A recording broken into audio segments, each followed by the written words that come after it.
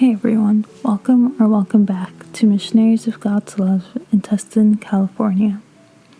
Today's topic is God only manifests in us when we are weak. But before we begin, find a nice quiet place to sit down with your back, neck, and shoulders relaxed, and ask the Holy Spirit to join you throughout the meditation, throughout the day and the days ahead. And take a deep breath and savor the fresh air that is given to us by God. Before God uses us, He has to purify us. Moses had to be purified before he became God's prophet. Abraham, too, had to be purified before God used him, just like many other prophets and followers of God, Jesus included. Before we do his mission, we must be purified.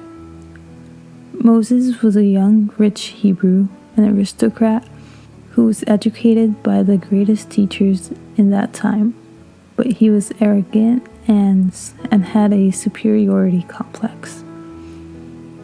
Deep down, he was a good person, but his arrogance led him to make many mistakes. He even felt he had the right to kill an Egyptian. He believed he committed this murder in secrecy, but the truth always comes out sooner or later. Sin always has consequences. People believe that if they sin in secret, no one notices, but the first one to notice is God, and sooner or later, everyone else will too. Moses fled to the desert and went from being rich to poor. The only thing he had was time to meditate.